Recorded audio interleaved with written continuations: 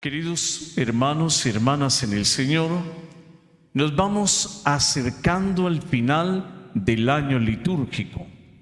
El próximo domingo la Iglesia celebra la gran solemnidad de Cristo Rey del universo.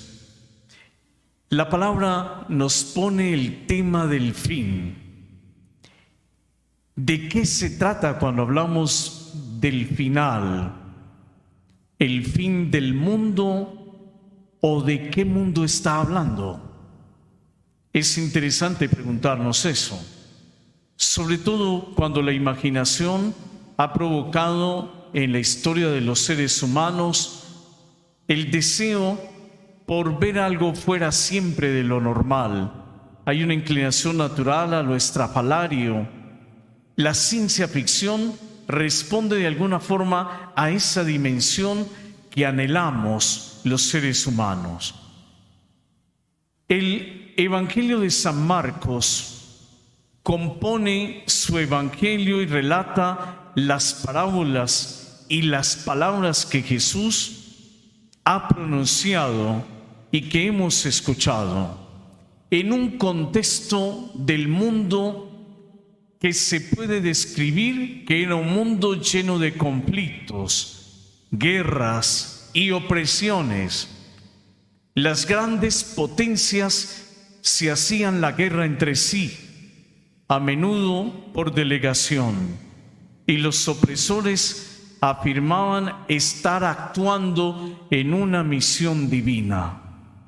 El futuro de pueblos enteros fue sacrificado frente a las orgullosas ambiciones de potencias intoxicadas por la supremacía, por el poder. En realidad, queridos hermanos, no era muy diferente a lo que estamos viviendo en la actualidad. Pensemos, por ejemplo, en la guerra en Yemen, que ha durado tantos años, o lo que se está viviendo en la población de Palestina, en la Franja de Gaza.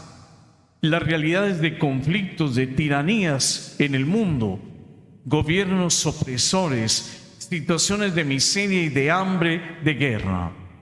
Ese mismo era el mundo en tiempos de Jesús.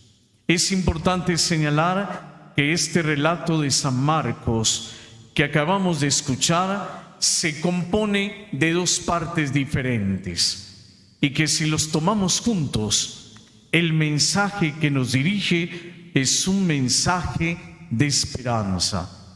Una lectura superficial y fundamentalista sería empobrecerlo demasiado, sobre todo con el anuncio del fin del mundo, que no está hablando en la Escritura realmente del fin del mundo.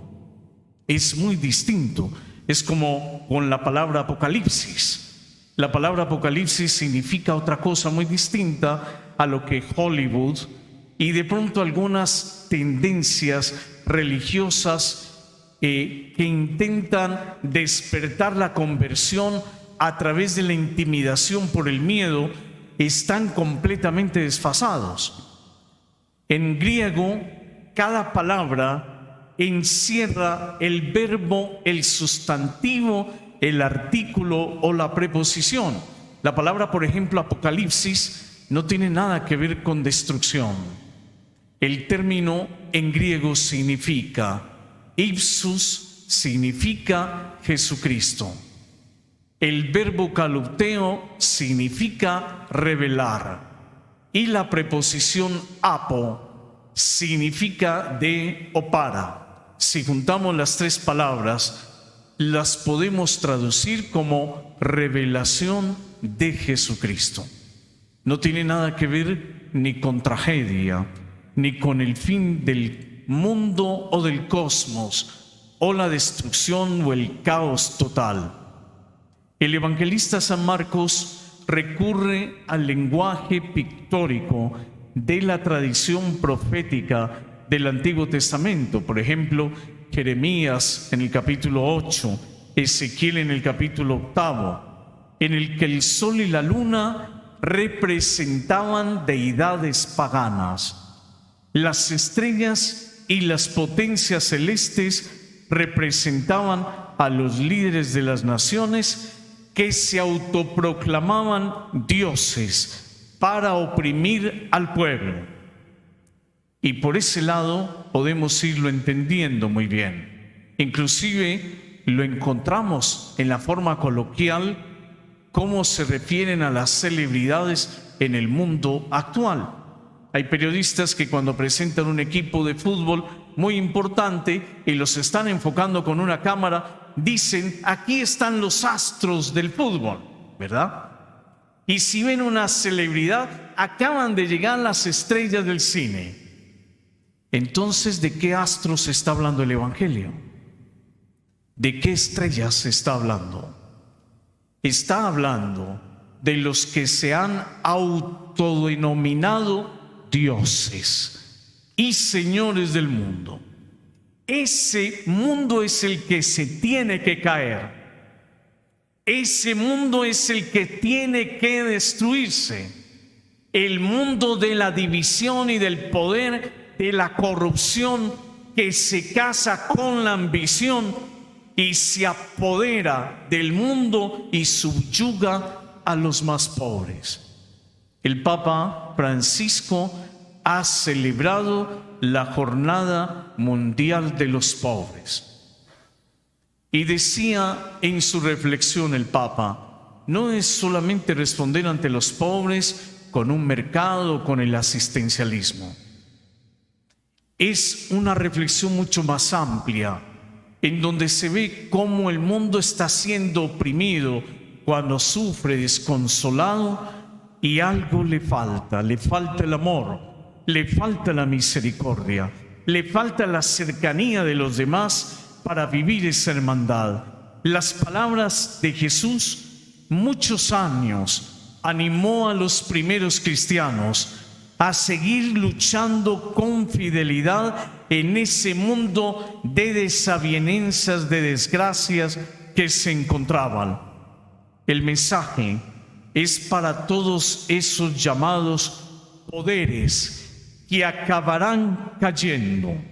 Siempre conocemos la hermosa ambigüedad intencionada de Jesús en la expresión el Hijo del Hombre, que designa en primer lugar al ser humano en todo su conjunto, de manera particular, y al Hijo del Hombre por excelencia, es decir, al Hijo de Dios hecho hombre, la palabra de Dios que se ha hecho carne y puso su morada entre nosotros. Y hemos visto esa victoria de Jesús de Nazaret sobre lo inhumano, sobre el reino que le falta el humanismo, sobre ese reino de oscuridad que carece totalmente de la misericordia y de la compasión. Este Hijo del Hombre, por excelencia, ya ha venido y ha sido asesinado. Ahora vuelve a través de todos sus discípulos, como Él, y en su nombre, que llevan su mensaje a los 4 rincones del mundo. Muchos de sus discípulos tendrán el mismo destino que Él. Han sido constituidos mártires. ¿Por qué? Porque cuando han escuchado la buena noticia de la salvación, cuando han escuchado este querigma, el querigma los transforma, los envuelve y llevan ese mensaje de esperanza. El que tiene el querigma no se puede quedar encerrado. El que tiene el querigma no se puede quedar instalado, frenado o bloqueado sobre los mismos pecados anquilosados y vetustos de mucho tiempo. Él envía a sus mensajeros porque solo se puede lograr en Cristo la globalización de su amor. En todas partes del mundo, la nueva evangelización en la Iglesia Católica tiene una fuerza grande.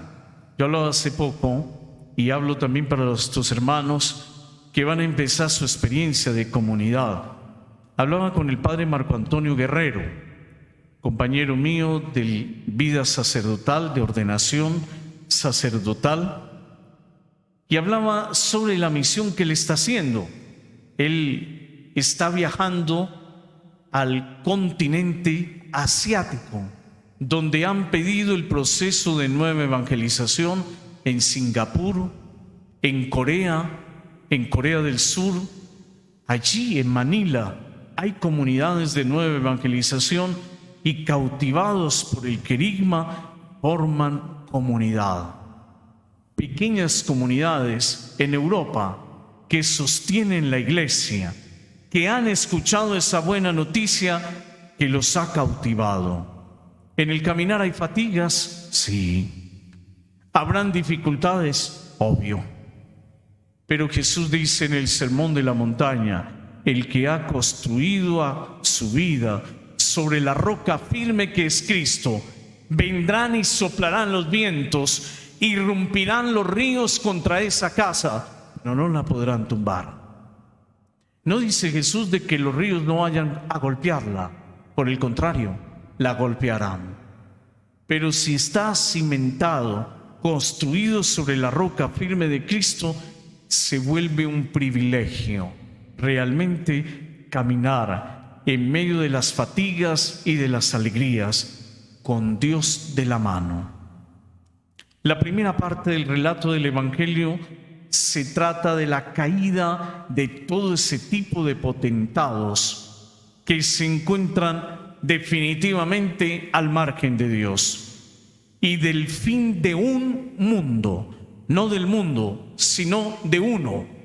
Un mundo. ¿Cuál mundo? Ese mundo de la opresión, ese mundo de la zozobra, ese mundo de la falta de amor, ese mundo de guerras y desavenencias. La segunda parte del Evangelio está llena de la frescura de la vida nueva. Describe un nuevo mundo. Es para aquel que se ha encontrado con Jesús y deja que Jesús haga una nueva creación en él, que nos ha encomendado completar aquí en la tierra. Ahora Nelson decía: al principio me preguntaba, ¿y qué estoy haciendo aquí? Y después de 4 años, ¿cómo es que no sabe qué está haciendo aquí?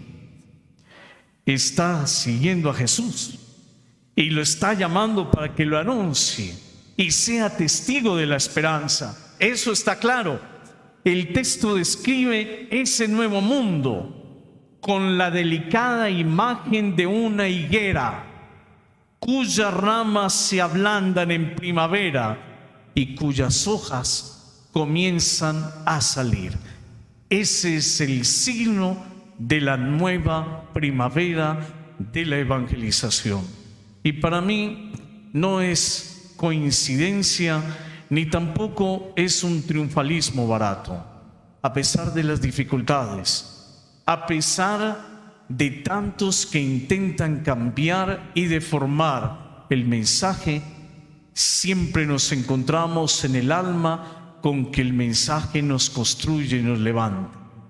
Decían ahora en el mes de octubre, con motivo del mes de las misiones, obras misionales pontificias. Desde que empezó la pandemia hasta ahora, ha aumentado la Iglesia Católica en 16 millones de católicos más.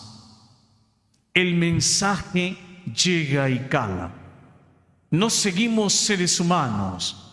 Los apóstoles eran seres humanos, no eran superapóstoles. El misionero va en la precariedad, no va en sus capacidades, va apoyado en Cristo. Hermanitos, comiencen con Cristo. Sin Él no pueden hacer nada. No lo olviden. Esta siempre será una nueva primavera en el Señor Jesús. Y Cristo Jesús, a través de signos sensibles, nos lo dice. Hoy se ha vestido de gloria esta cruz victoriosa del Cristo resucitado, del Señor de los milagros, que provoca milagros en nuestra comunidad parroquial. Amén. Amén.